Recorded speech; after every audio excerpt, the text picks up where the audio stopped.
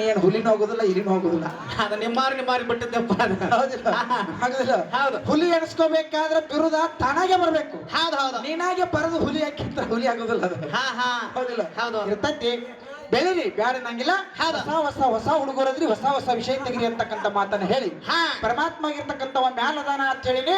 ಹೆಂಗದನಪ್ಪ ಪರಮಾತ್ಮ ಅಂದ್ರ ಸೂರ್ಯನ ರೂಪದಲ್ಲಿ ಮ್ಯಾಲದಾನ, ಕಾಲ ಕಾಲಕ್ಕೆ ಬಿಸಿಲು ಕೊಡ್ತಾನ, ಕಾಲ ಕಾಲಕ್ಕೆ ಬೆಳಕ ಕೊಡ್ತಾನ, ಕಾಲ ಕಾಲಕ್ಕೆ ಶಾಖ ಕೊಟ್ಟಾನ. ಅವನ ಶಾಖಕ್ಕೆ ಎಲ್ಲರ ಮೇಯಾಗ ಬೆವರು ಬಿಡಾಕತ್ತೈತಿ. ಹೌದ್ರಿಪ್ಪ ಅಂತವದಾನ ಪರಮಾತ್ಮ. ಇನ್ನು ಕೆಳಗೂ ಪರಮಾತ್ಮದಾನ. ಈ ಭೂಮಿ ಪ್ರಳಯ ಆಗಿ ನೀರಿನೊಳಗ ಮುನಿಗಿ ಹೋಗಿತ್ತು.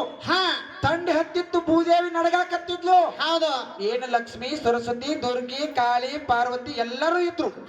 ಯಾರೊಬ್ರು ಹೇಳಲಿಲ್ಲ, ಭೂದೇವಿನ ಮ್ಯಾಲ ತಂದು ಇಡ್ಲಿಲ್ಲ. ಹೌದು. ನಮ್ಮಪ್ಪ ವರ ಅವತಾರವನ್ನು ತೊಟ್ಟು ಏನ್ ಮಾಡಿದ, ಮ್ಯಾಗ ತಂದನ್ರಿಪ್ಪ. ಓರೇ ದೌಡಿ ಮೇಲೆ ಬರೀ ನಿನ್ನೆಲ್ಲ ಹಲ್ಲಿನ ಮೇಲೆ ಈ ಭೂಮಿ ಎತ್ಕೊಂಡು ಬಂದು ಮ್ಯಾಲ ಇಟ್ಟು ಸಮತಟ್ಟಾಗಿ ಮಾಡಿ ಆದಿಶೇಷನ ರೂಪದಲ್ಲಿ ಭೂಮಿಯನ್ನು ಹೊತ್ತಿಂತಿರತಕ್ಕಂಥವ ಪರಮಾತ್ಮದಾನ. ಹೌದು. ಇನ್ನು ಹೊರಗ ಪರಮಾತ್ಮದಾನ ತಿಳಿನ. ಹೊರಗೆ ಹೆಂಗ್ರಿಪ್ಪ? ಹೌದಿಲ್ಲ. ರಾಮಸಿದ್ರ ಮಾಸ್ತರ್ ಐದವ ಇಲ್ಲಿ ಪರಮಾತ್ಮ ಕೂತಾನ, ಇವ ದೊಡ್ಡವನತಾನ. ಇವ ದೊಡ್ಡವ, ನೀ ಶಿವಪ್ಪು ದೊಡ್ಡವನು ಅಂತಾರ ಅವ್ರ ಗುರುಗಳ. ಅಲ್ಲಿ ಕೂತ ನೋಡು ಪರಮಾತ್ಮ, ಅವ ದೊಡ್ಡವನನ ಮಾಸ್ತರ್ ಹೋಗಿ ಹುಗ್ಗಿ ಉಂಡು ಬಂದಿ. ಹೌದಿಲ್ಲ. ಇಲ್ಲಾಂದ್ರೆ ಇಲ್ಲಿ ಹುಗ್ಗಿ ಆಗಬೇಕಾರ ಗೋಧಿ ಕಾಳಾಗಬೇಕಾ, ಗೋಧಿ ಕಾಳಾಗಬೇಕಾದ್ರ ಮೊದಲ ಮಳೆ ಆಗ್ಬೇಕು. ಹೌದು. ನೋಡು ಮೇಲ ಭೂಮಿ ಬಿಸಿಲು ಬಡಿಬೇಕ, ಬಿಸಿಲು ಪಡೆದು ನೀರ ಆವಿಯಾಗಿ ಮ್ಯಾಲ ಮೋಡ ಆಗುವುದು ವಿಷ್ಣುವಿನ ಮಾಯೆ. ಹೌದು. ಮೋಡವು ಕರಗಿ ಮಳಿ ಹನಿಯಾಗುವುದು ವಿಷ್ಣುವಿನ ಮಾಯೆ.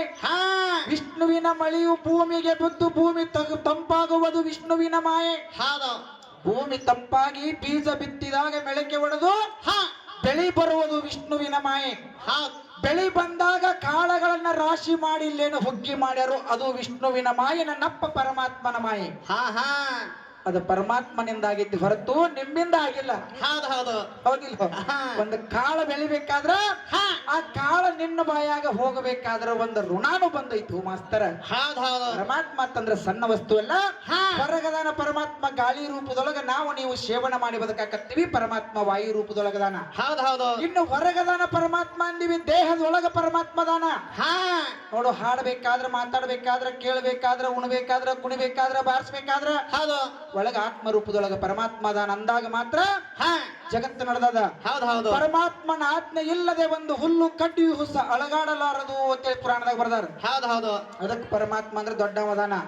ಹತ್ತಿರದಕ್ಕೆ ಪಾರ್ವತಿನ ಬೆಣ್ಣ. ಪಾರ್ವತಿ ಏನ್ ಮಾಡ್ಯಾಳ? ಪಾರ್ವತಿನ ಆಜ್ಞೆ ಯಾರಿಗೆ ಮಾಡ್ಯಾಳ? ಪಾರ್ವತಿ ಯಾವ ಭೂಮಿ ತಂದ ಮ್ಯಾಲ ಇಟ್ಟಾಳ? ಪಾರ್ವತಿ ಯಾವ ಕಾಳಿನೊಳಗೆ ಬೀಜ ಆಗಿ ಬಂದಾಳ? ತಗೊಂಡ್ ಬರೀ ಪಾರ್ವತಿದ. ಸುಮ್ಮ ನಾವು ಹೇಳ್ತೀವಿ ಹಂಗ ಮಾಸ್ತರ, ನಾವು ತಪ್ಸಿ ಮಾಸ್ತರ್ಗಳು ಅಂತ ಬೋರ್ಡ್ ಹಾಕ್ಬೇಡ್ರಿ. ತಗೊಂಬರಿ ಪಾರ್ವತಿದ ಹಿಂಗೆಲ್ಲ ಮಾಡ್ಯಾಳ. ಮತ್ತೆ ಅಕ್ಕಿ ಇಲ್ಲ ಬೇಡ.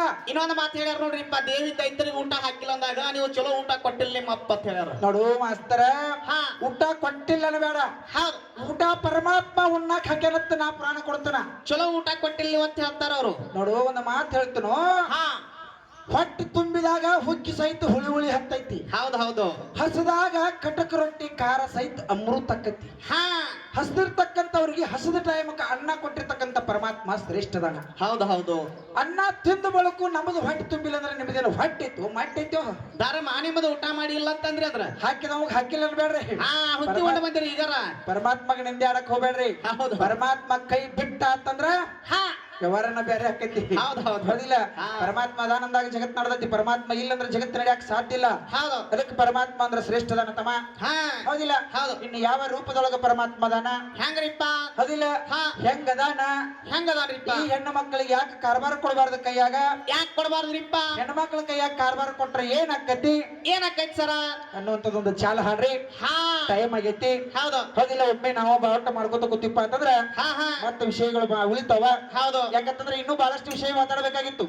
ಚರ್ಚೆ ಮಾಡುವಂತ ವಿಷಯ ಏನೇನು ಉಳಿದವಪ್ಪ ಅಂತ ಕೇಳಿದ್ರೆ, ಈ ಬ್ರಹ್ಮಾಂಡ ಹೆಂಗ ತಯಾರಾಯ್ತು, ಇರುವಿ 84 ಲಕ್ಷ ಜೀವರಾಶಿ ಹೆಂಗ ತಯಾರಾಗ್ಯಾವು, ಈ ತಯಾರಾಗಿರ್ತಕ್ಕಂಥ ಭೂಮಿ ಸಮ ಯಾರು ಮಾಡಿದ್ರು, ಬೀಜ ಯಾರು ಬಿತ್ತಿದ್ರು, ಮೊಟ್ಟ ಮೊದಲು ಒಕ್ಕಲ್ತನ ಅಂತಕ್ಕಂಥ ತಯಾರಾಯ್ತು. ನಮ್ಮ ಅಪ್ಪ ಹೆಂಗ ಶ್ರೇಷ್ಠದಾನು. ನಾವೊಂದು ಮಾತು ಹೇಳಿ ಮೊದಲ, ಏನ್ರಿಪ್ಪ? ಏನು ಹುಗ್ಗಿ ಅನ್ನ ಅಂತಕ್ಕಂಥದ್ದು ಉಣ್ಣಾಕತ್ತೀವಲ್ಲ, ಈ ಅನ್ನ ಉಣ್ಬೇಕಾದ್ರೆ ಅಪ್ಪನ ಹೆಸರಲ್ಲಿ ಉಣ್ಬೇಕು, ನಾವು ಹೆಸರಲ್ಲಿ ಉಣ್ಬೇಕು ಅಂತಕ್ಕಂಥದ್ದು ಹೇಳಿ ಹೋಗ್ರಂತ ಹೇಳಿ.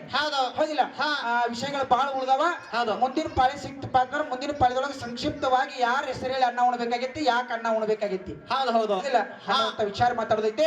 ಇನ್ನೊಂದು ಸಣ್ಣ ಪದ್ಯ ಅಂತ ಸರ್ಜೋಡಿ ಕಲಾವಂತರಿಗೆ ಚಾನ್ಸ್ ಕೊಟ್ಬಿಡ್ರಿ. ಕೊಟ್ಟ ಬಿಡ್ರಿಪ್ಪ.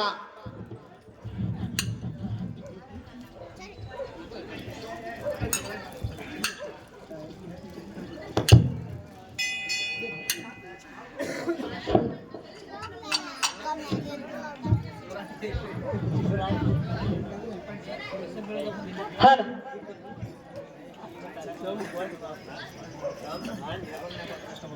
ನನ್ನ ಹೆಂಡತಿಗೆ